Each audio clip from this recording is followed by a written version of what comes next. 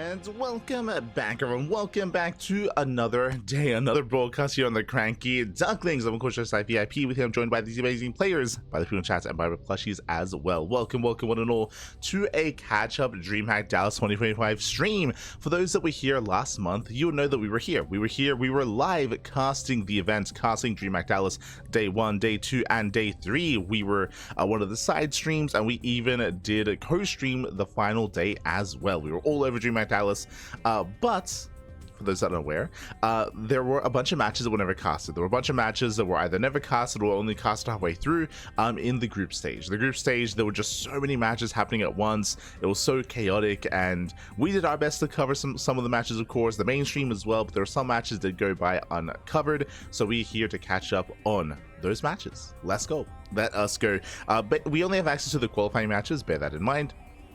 So we're going to be going through the qualifying matches themselves, and likewise we have quite a lineup ahead of us. Let's go, Piper, let's go. Again, we're going to be covering most of them today and then the rest of them tomorrow as well. So it's going to be a 2-day cast here today and tomorrow. Here we have 4 best ofs, and the reason why it's only 4 is because these are best of 5s, not best of 3s. But here we go. We have 4 best of 5s. We have Maru versus ShoWTimE. Loser goes up against Shin for another chance to qualify into the playoffs. We then have Hero versus Rainer and Clem versus Classic. So a nice mix of players here, and again, purely best of 5s. And I'm really excited to cover some of these because there were a lot of these matches that we didn't get to catch at the time, obviously because we were doing our own casting. And I was really curious as to what unfolded in a lot of these matches, specifically for Maru versus ShoWTimE and for Hero versus Rainer. But we'll get into it. We'll get into it here, as our first matchup is going to be that TvP between Maru and ShoWTimE. Let's go. Let's go. Best of 5 game 1 is going to be on Maganatha. And again, these are all going to be group stage matches, all from the group stage, all qualifying matches as well to make it into those playoffs, into the top 8. And here we go. We are jumping into game number 1. Let's go. And spawning in the bottom right hand corner of Maganatha, we have the German Protoss player. We have the red Protoss representing Sentinels. It is ShoWTimE. And spawning in the top left hand corner, we have the South Korean Terran player. We have the blue Terran representing Team Vitality. It is Maru. Here we go. And the big question that I had coming into the group stage and coming into the playoffs from the side of Maru was, will he macro? If you've been watching GSL Season 1, GSL Season 2, and even DreamHack Dallas as well, you know that Maru, he was doing nothing but cheese, nothing but all-ins, nothing but aggression, to some success and to also some failings as well throughout those 3 tournaments. And I was very curious to see how that would fare against ShoWTimE. ShoWTimE, of course, known as the Mao, known as the Wall, known as one of the more defensive players out there. I was curious to see how they would compare to each other. I think Hero showed us a lot of different approaches to TvP and showed us a lot of different defensive prowess as well. Again, I highly recommend watching Hero versus Cure in the GSL Season 1 finals for a plethora of more defensive builds. And since then, we have seen the meta shift quite a bit, just because Protoss players have been getting better and better at defending and playing safe against some of these builds, against a lot of the Korean Terrans specifically, and even non-Korean Terrans alike. So we'll see how things open up. So far, economic opener. Okay, economic start out of Maru, going for a expand makes sense here on Maganatha. If there were to be a map to be greedy and to cut corners on, this would be it. Again, welcome to Maganatha, the largest map in the map pool, largest map, longest rush distance by ground as well. So we do favor at least more economic starts, and we'll see where that leads us. So far, so good. Likewise, on the side of ShoWTimE, we have seen some players open up Stargate here on Maganatha. It is still risky to go Stargate. We have seen, even though the map is quite large, all-ins are still very prevalent regardless of size of the map. So we'll see if we go for the Stargate. Otherwise, we could end up just going for a standard opener. If we wanted to be extra safe, we could go for a Robo opener as well. So Robo, Stargate, Twilight Council, all are on the table, all are viable. All are viable in their own way. Meanwhile, it's going to be Rax, Detect Lab, and add-on swap into early Cyclone. This is a bit of a safer start. It does mean that if ShoWTimE were to move out within early Adept and Adept Stalker Aggression to harass the base, to harass the natural, the Cyclone will be out in time to defend, to deflect, and to protect that natural. And we can see it's going to be Stalker Sentry, not Adept. So sentries on the way for that hallucinated scout. Save the cyclone as well to protect the natural base. Everything so far looking as it should. Getting to our 1-1-1, and we have our take of choice at Twilight Council out of ShoWTimE. So it's going for a blink-based opener. Now we're looking to see how many gateways get thrown down. It is tempting to go 2-gate blink here on Maganatha, 2-gate blink into a third. That would be a very greedy approach here from the side of ShoWTimE. We'll see if he goes for it. So far, he's on a 2-gateway setup. There we go. 3-gate blink is going for a safe opener, even with the wall here at the natural as well. Hallucination comes in, gets eyes on the initial cyclone. Does also confirm the reactor on the way in the ranks, not a tech lab. So no crazy add-on swap. Medevac is on the way, going for a drop. Oh, meanwhile, I assumed it was going to be blink. Never mind, a charge opener instead. This is an interesting approach and not an orthodox one either. You can take this a couple of different ways. We do have a safety shield battery here at the natural. Third base going to be taken. Charge is an ideal opener if you believe you're being all in, specifically a tank based all in. Like a tank based all in on 2 bases will run into charges and will be obliterated by that as well. So you can make that argument. Otherwise, we could see this turn into an all in. But ShoWTimE is expanding and most likely is going to be building up. I don't really see ShoWTimE going for the all in here. So interesting approach here from ShoWTimE. This actually is going to make it more difficult to keep up with drop play just because there's no blink, right? There's no blink. There's going to be limited stalkers. So yeah, we'll see how he does handle this. The drop is making its way towards the main, and likewise we have a Banshee and tank follow-up. We're going for a 2-base push. All right, we are setting up. We're moving out. What do I jump to the main? Boys are being pulled. Oh, the shots are going off. Oh no! Shots will connect. So far, no major damage. One probe goes down. Thankfully, only one, as the other Widowmine does escape, does get away. Whew. Okay, could have been so much worse. But one probe goes down, and again, we're just building up. We're building up more tanks and more Banshees. We will soon move out on 2 bases. And we'll see how the charge also able to engage. You have the Forge follow-up to get into +1. Ooh, charge opener into the Bay, into Colossus production. So we're staying on a very low gateway count. And here comes the all-in, by the way. Here comes the all-in. ShoWTimE is taking. ShoWTimE sees nothing. He sees nothing. He knows nothing. He only has a handful of Zealots. Again, Zealots are not the most efficient unit right now. And they would be if we had a mass amount of them with extra gateways. But he doesn't know. Yeah, he doesn't know. Zealots do charge in. Nice kiting here from Maru. Takes down the Zealots one after the other. Tank boys here on the sentry. And this is all that's left. 2 Stalkers. And again, it was just so greedy, taking up into the Bay, taking up in towards Colossus, taking up into, I mean, the Immortal would have been fine if he started immediately. That's a delayed Immortal. He was trying to skip it. And the third goes down. The third goes down. And this is all that Maru wanted. At the same time, mine drop into the main. Oh, doesn't get wasted. Will delay mining.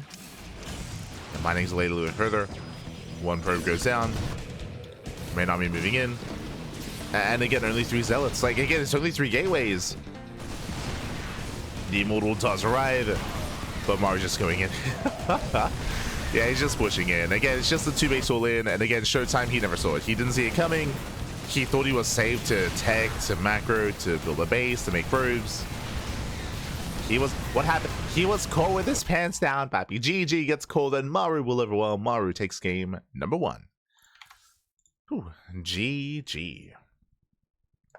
Maru does take the game and does take a lead. And again, we'll see if ShoWTimE is going to be a little bit more adept at scouting. As we mentioned, based on what we've seen from Maru in the lead up here to DreamHack, he was hyper aggressive and hyper all in, which is why I was excited to see how ShoWTimE will approach that.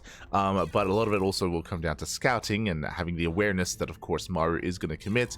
We saw that Maru, he went across the map completely unscouted. ShoWTimE had no idea what was coming his way. He had no spotter units. He had no backup hallucination to scout the move out or observer or anything in position to get eyes on Maru. With that, GG. With that, GG, well played. With that, Maru takes the lead. Now we're jumping into game number 2. We'll see if ShoWTimE can survive Maru here, because game 2 is going to be on Pylon. Pylon is notorious for all-ins. Oh boy. It is notorious for it. And we are going in. And spawning in the top left-hand corner of Pylon, we have the German Protoss player. We have the red Protoss representing Sentinels. Down in the series, we'll see if we can bounce back and make a series out of this. It is ShoWTimE. And spawning in the bottom right-hand corner, we have the South Korean Terran player. We have the blue Terran representing Team Vitality. It is Maru. And welcome to Pylon. Pylon has a shorter rush distance by ground compared to Maganatha, of course. Likewise, has a much more direct rush distance. The bases are more exposed, the bases are more vulnerable, and as a result, we see a lot of all-ins on this map. And I would hope to see ShoWTimE be a little bit safer here. I was talking earlier about his charge-based opener and how that can almost hard counter some of these all-ins, and they can if you commit to warp-ins. If you commit to warp-ins, if you double down, if you mass up zealots, if you try to get a hard read of an all-in that's coming. But as we saw, ShoWTimE was in the dark. He didn't know what was happening, and instead he was skipping warp-ins. He was taking up into a bay, into forge, into +1. He was getting his third base, saturating, like he was building up towards a longer game, blindly, so wasn't really aware as to what Maru was up to. After game 1, I would imagine that will change, likewise, especially on a map like Pylon as well. But now double gas opener out of Maru. With this, he's going for a more tech-heavy start. He can go for the faster factory, into faster starport, into faster cloak banshee as well. He's got options.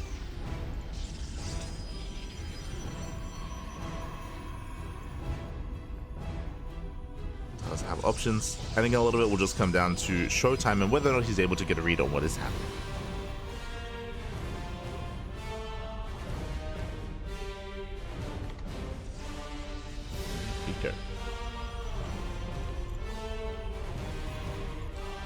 So I should always see anything coming. Well, it's one of those things where ShoWTimE was just, it seems like he was just making an assumption. In the last game, because we were loading into Maganatha, Maganatha is a large map, right? It is the largest map in the map pool, so I think just making some assumptions as to what was going on, as to what was happening. Just assume like, oh no, he's not going to all in on Maganatha. The answer is yes, he will. But I think it's just assumptions made getting into the first game. But now we're on notice.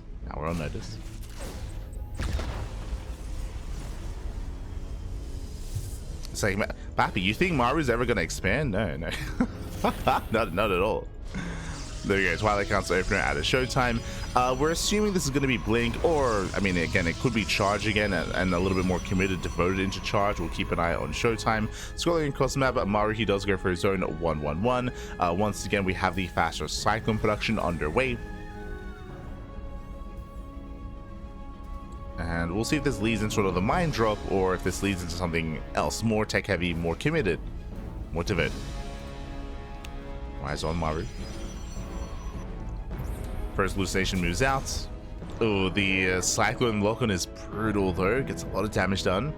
Hallucination does rotate once again, another charge-based opener. I'm getting deja vu.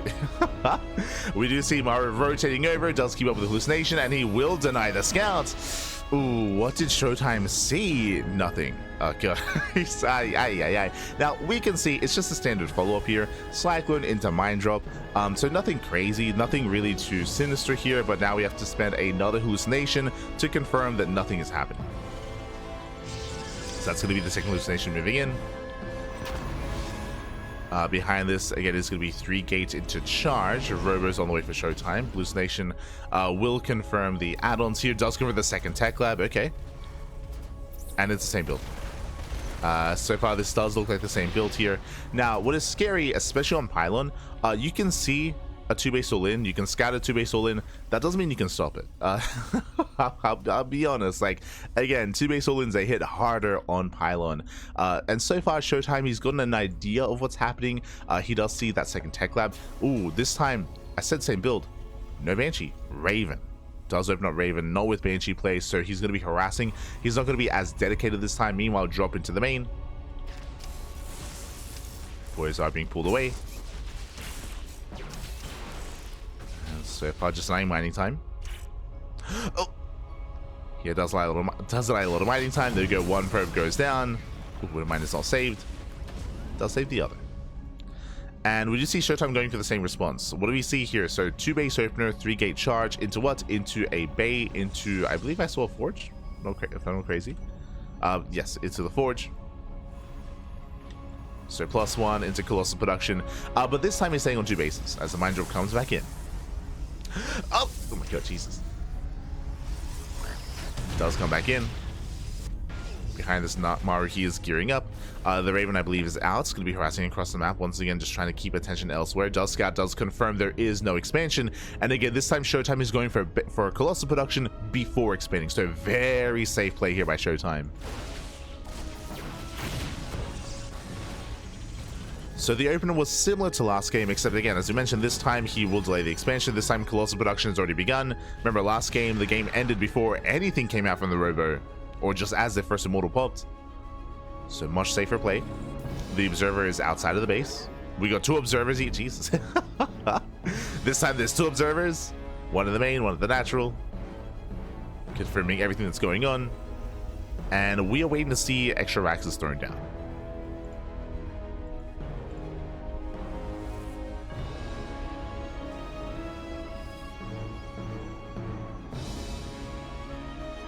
Go. Ooh, as Maru, he's hunting down the Observers. Yeah, you can see the Observers, they're forced back. Here comes the move out. And we can pull the boys with this. As so far, he's going to be hitting with Stim. So Stim is on the way, he's got a couple of Vikings on the way as well. Remember, he did scout, he is aware that Colossus are on the way because of the later expansion. So Vikings will be a factor. Oh. And Maru, do we expand here? He didn't throw down 2 more Raxes. He can build up the money for it. Nah, no shot. Like, the timing here is too good. Yeah, no shot. I say that, never mind. Yeah, he's got the money for it. There we go, 3rd base behind this. Okay. He does still move out. Remember, this is hitting with Stim, Combat Shields, and +1. +1 is on the way. He does hunt down the Observer. ShoWTimE keeping up. Ooh, Maru trying to catch him out. Tanks through siege. Ooh, gets a volley off. Yeah, it does get a volley off. Sentry is already bruised up. Maru, he rotates over towards the 3rd. But again, the Colossus are for the most part keeping up on top of the ramp. ShoWTimE is holding. Does force field. Oh my god, the lock on. Jesus. Yeah, so here we go. Does try to commit. Nice force fields here out of ShoWTimE. Ooh, but the first Colossus does go down. Vikings, they just bully back the Colossus. Yeah, they do bully him back. Maru forcing his way up the ramp. Force fields are now running out, and Maru, he's not stopping. And he can wedge himself in between the bases. And you can see how brutal this position is here on Pylon. Now ShoWTimE is just cut off from his 3rd. Yeah, he has to evacuate. He has to abandon the base. And there's no saving it. Like, he just cannot save this expansion. He cannot push this siege line of 4 tanks. Yeah, there's 4 tanks, there's Vikings, there's Bio as well. ShoWTimE, he has to try to break out, the base is falling. And he commits. Does keep it in. Maru a little bit late to respond. Yeah, a little bit later to respond. Takes care of all the Zealots, takes care of both Colossus. 1 Colossus remains. Oh god, the tank volleys are brutal here. And now another tank reinforces, and he's done it. And this is what he's done. He has broken the 3rd, and now he can push into the natural. Ay, ay, ay. And with that, he will break the expansion, he will break the production. The Robo's exposed as well. Gets a Colossus as it pops. Maru will break him. Behind this ShoWTimE, he had a backup base on the top right, but it does not matter. GG gets called, and Maru, he will take game number 2. Whew. GG, well played. Again, ShoWTimE, he was better prepared this time. He was able to scout the move out. He was able to get in position with the Colossus. Despite that, we saw that that position is just so brutal in between the 3rd and the natural. If the tanks are able to wedge their way up that ramp, I mean, you cannot save it. You cannot save that base. You cannot protect it. Likewise, because of the Viking follow-up, he could not engage with the tanks themselves. Really good scout earlier, really good read. Vikings in that kind of position are more of a rare sight, but because Maru saw the bay, because he saw the late 3rd base, he started Viking production early on, and he had them in time for the timing, for the push, which is a bit of a deviation. Like, usually it's either Medivacs or usually it's maybe a Liberator, but having Vikings there is a little bit more unorthodox. Especially in the current meta, where we see a lot of players rush into Storm instead. Right, like Storm-based openers are a lot more common nowadays, but again, Maru, he saw the Robo, he saw the Bay, he saw late 3rd, got into Vikings. got into those Vikings. This is maybe also another argument where something like storm-based openers are maybe safer than Colossus, because you're not going to rush into Ghost for a 2-base all-in or a 2-base push like that. You can play Ghost on 2-base. We have seen Cure do that, but into a macro game, not necessarily into an all-in. So GG well played. With that, Maru does break through, and that leads us into game number 3. So we're getting into game 3 on ley lines.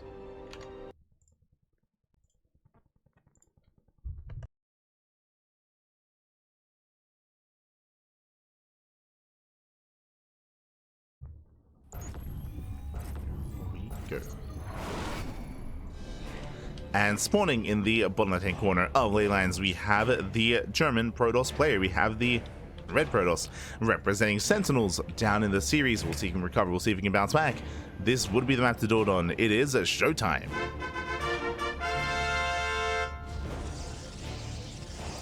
And spawning in the top right-hand corner, we have the South Korean Terran player. We have the Blue Terran representing Team Vitality. It is Maru. Leading the series at 2-0. Oh boy. And we'll see how ShoWTimE does approach this. The other downside of going for a charge-based opener, as you're also seeing, like personally, I feel like if you're going for a charge opener, I feel like you have to commit to more zealots. You have to make quite hard to it, because otherwise you cannot slow down the all-in, right? It's like if your opponent's pushing on 2 bases, the advantage here of going for a blink-based opener is that you can slow it down, you can scout it, you can force an early siege, you can pick away at Marines, pick away at medevacs, pick away at tanks as well. You can pick away at the army itself.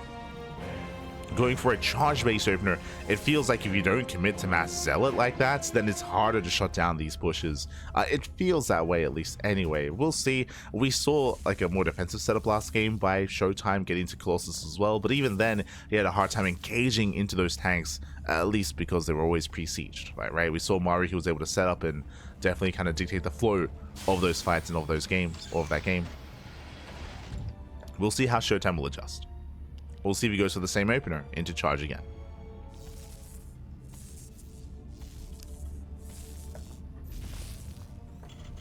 We will see.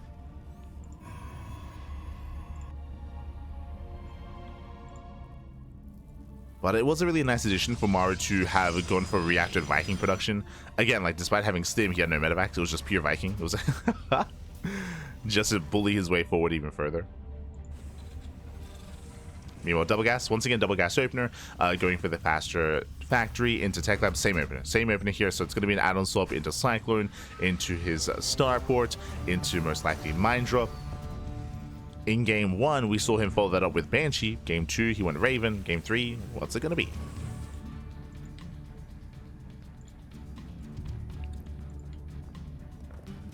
Let's see, Reaper does move out.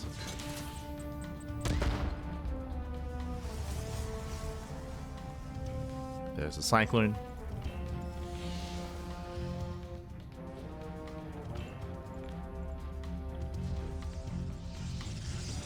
Let's see a Twilight Council opener out of ShoWTimE. We'll see if he goes charge or blink. Our eyes are going to be on our Protoss.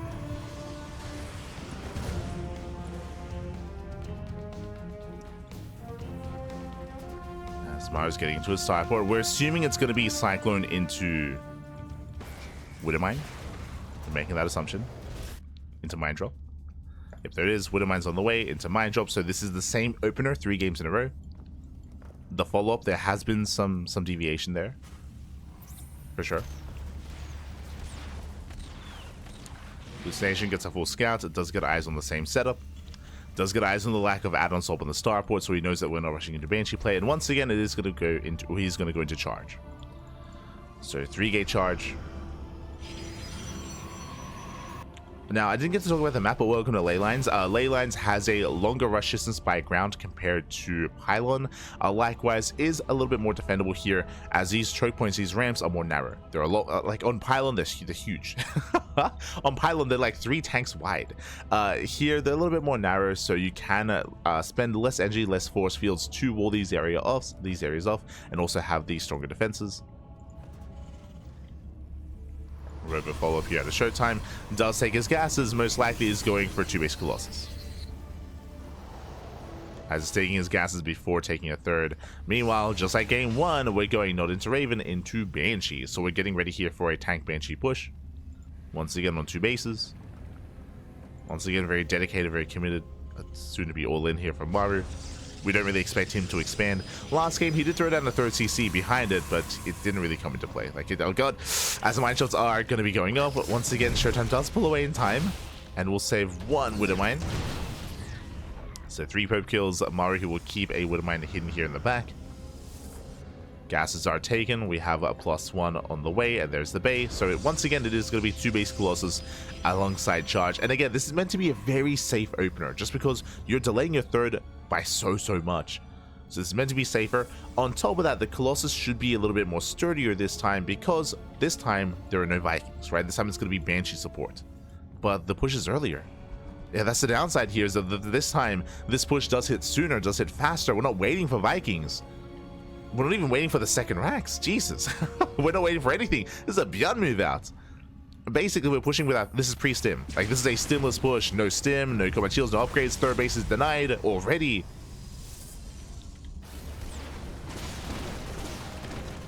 And he's going for the pylon. Zell taking him in from behind. They do catch one of the tanks. Not bad. And 1 tank goes down. 2nd tank as well. Takes down both. And with that, ShoWTimE should be able to hold on here. I say that we'll bleed out all those zealots. He's at the observer. But again, he was forced to cancel. If you remember on Maganatha, ooh, as the Mind Drill comes back in. But on Maganatha, because ShoWTimE went for a faster 3rd base, he was just killed. He was just killed here and now with this timing. This time it only delays the push, and that was quite costly for Maru. He lost 2 tanks. This is where charge did work wonders. The Zell say shut down the tanks. ShoWTimE holds. He does hold on. I would say this is a better position for ShoWTimE. ShoWTimE, he had a much more efficient fight. He lost a lot of minerals, that is true, from all the zealots. But now he's able to expand, and now he's able to get into Colossus. So we're getting into a longer game. This time, Maru doesn't just end it like he did on Maganatha.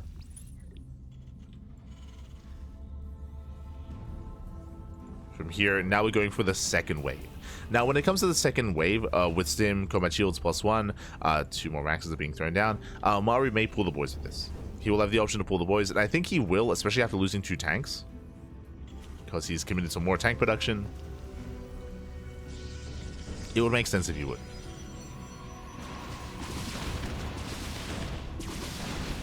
Now, it's going to come down to whether or not ShoWTimE can scat this ahead of time. Does shut down the 1st Banshee. Nicely done. Gets one of the Banshees. The other's forced back.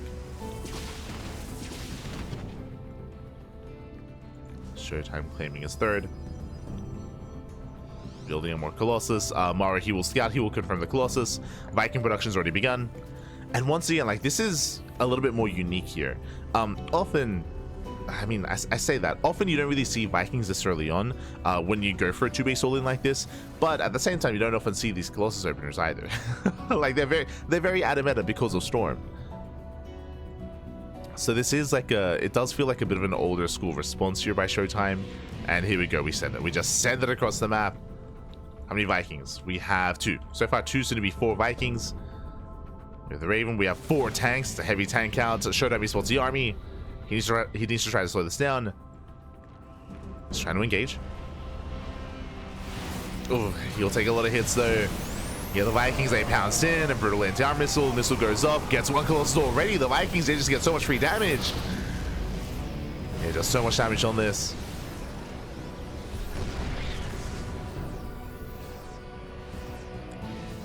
And with that force fields, they're buying time, but they're about to run out.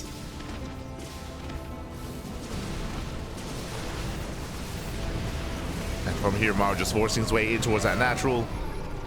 Brutal tank shots going up. Collapsing on the Nexus. The Colossus, they just cannot engage. Yeah, and with that, Maru, he's done it. He has broken the base. He has broken the base, and he can just keep pushing. Yeah, he's just cornering the army. Does force a recall. Oh, it takes a lot of damage. Now it's pushing towards the natural. Army recalled into the main. Is moving in. We got a couple of boys there to repair. Just a couple. Not too many.